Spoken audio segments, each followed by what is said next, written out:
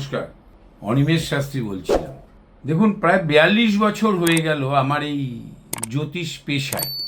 আমি রামকৃষ্ণ মিশন থেকে পড়াশোনা করেছি, বহু চাকরি আমি করিনি, না করে এই জ্যোতিষ পেশা শুরু থেকেই আমি এই জ্যোতিষ পেশা করছি। তো এতে আমি দেখেছি যে আমি অ্যাস্ট্রোলজির মেন পার্ট যেটা ডিগ্রি অনুসারে যদি নক্ষত্র প্রাপ্তি এবং প্ল্যানেটের নেচার, প্ল্যানেট একটা ঘরে গিয়ে মনে করুন কুম্ভতে শনি যে নেচার দেয়, মকরে তার থেকে একটু ডেভেলপড নেচার দেয়, তুলায় আর এক ধরনের নেচার দেয়। ইটস ডিপেন্ড যে ও কোন নক্ষত্র পাচ্ছে। ঠিক সেই রকমই বুধও দেখবেন 8000 বুধে লোক পিএইচডি করেছে। ডিপেন্ড নেচার এবং ভাবেও কোথায় গেছে, রাহু এসে উপস্থিত হয়েছে কিনা, ট্রানজিটে দশা কি চলছে, এই সমস্ত কিছুর প্রভাবকে যদি ঠিকভাবে টেকনিক্যালি এবং ম্যাথামেটিক্যালি এবং অ্যাস্ট্রোফিলসফি যদি আপনার ঠিক থাকে, আমার ঠিক থাকে, তবেই আমি আপনাকে একটা কল্যাণ দিতে পারি, সুরাহ করতে পারি, ভালো রাখার, ভালো থাকার, ভালো বন্দোবস্ত করতে পারি। মানুষের জীবনে না বর্তমানকে, বাস্তবকে চিন্তা করতে হবে। বাস্তবকে চিন্তা না করে কোনো দিন কখনো কোনো সময়ের জন্য কোনো পেশা ঠিক মতন হয় না। যখন সাবজেক্ট জন্মেছিল তখন লোকসংখ্যা ছিল কম, এখন লোকসংখ্যা বেশি, আধুনিক সরঞ্জামের প্রভাবও বেশি, অ্যাপ্লিকেশন বেশি। তার উপর নির্ভর করে আপনাকে প্রেডিকশন করতে হবে এবং তাকে অ্যাডভাইস দিতে হবে। এই যে এই কাজটা সেই পারে যে অধ্যয়নটা গভীরে গিয়ে করেছে।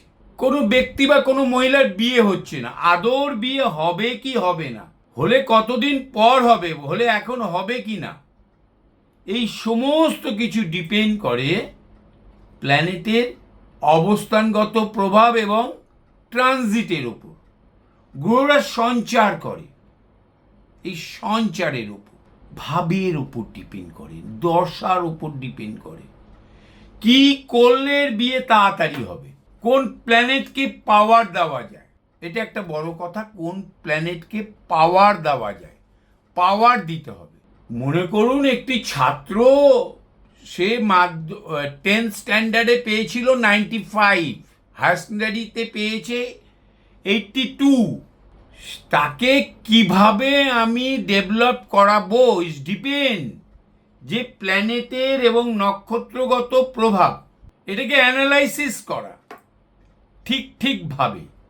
এবং ট্রানজিটে যদি খারাপ ফল দিয়ে থাকে, এগুলো সাধারণত আমি দেখেছি ট্রানজিটেই খারাপ ফল দেয়। ওই সময় 2.5 বছর শনি যেখানে ছিল সেখানে বুধের একটা অবস্থানগত প্রভাব সৃষ্টি হয়েছিল, বৃহস্পতি রয়েছিল, যে কারণে জ্ঞান বৃদ্ধি হতে বা রাহু ট্রানজিটগত প্রভাবে ওখানে বুধ বৃহস্পতির অবস্থান হয়েছিল।